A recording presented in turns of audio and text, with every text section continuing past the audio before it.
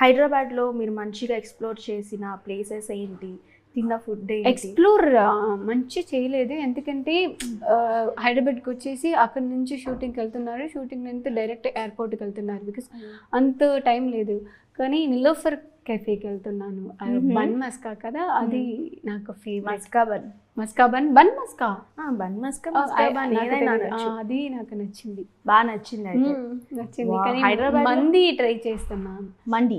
మండి కదా, I don't know if I'm pronouncing. Try చేశారా? చేశారు. బాగుంది. అది అంత స్పైసీ ఉండదు, అందుకే మీకు బాగా నచ్చుంటుంది కదా. సో హైదరాబాద్ బిర్యానీ ఇంకా టేస్ట్ చేయలేదు. చేశాను, అది కూడా బాగుంటుంది, కానీ కొంచెం స్పైసీగా ఉంటుంది. అయ్యో. సో యాక్చువల్గా తమిళ్ అండ్ తెలుగు అని అంటే చాలామంది యాక్టర్లు యాక్ట్రెస్లు వస్తూ ఉంటుంది.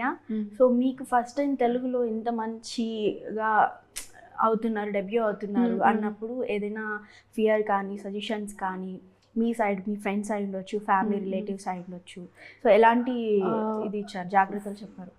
ఫియర్ కాదు, కానీ I ask suggestions because Telugu industry, so whether it is the right time for me to go Telugu industry or not.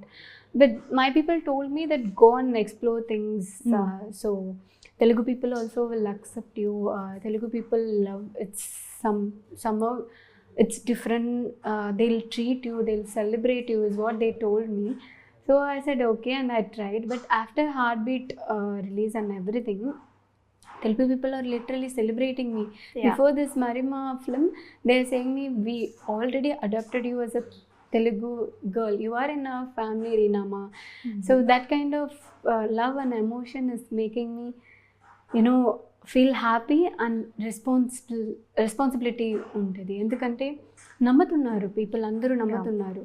So Reenama cheste aa film baaguntadi and anta nammatunnaru. So for me it's a responsibility. అంటే heart beat కాకుండా దానికి ముందు దేంతోనే launching అయ్యారా or acting చేస్తున్నారా? Heartbeat ముందు YouTube చేశాను. 2020లో షార్ట్ ఫిల్మ్లో I started my career from short film. అక్కడ 3 years యూట్యూబ్ చేశాను. యూట్యూబ్ తర్వాత వెబ్ సిరీస్ ఇప్పుడు 3rd year. 3 seasons. 3 seasons. So heart బీట్లో అయితే ఏడిపించారు లాస్ట్కి మీరు చూసారా? నేను చూసాను.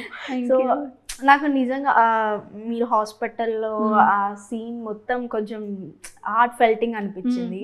సో అలాంటి సీన్స్ ఇక్కడ మంజు ఏమన్నా చేస్తుందా? అలాంటి సీన్ ఉంటుందా? ఉంది మంచి కూడా ఎమోషనల్ సీన్స్ ఉంది. మీరు టీజర్ చూసారా మరిమా ఫిల్మ్? ఆ టీజర్లో కూడా నేను somehow like emotional, confused, I'll be like that only because it's there.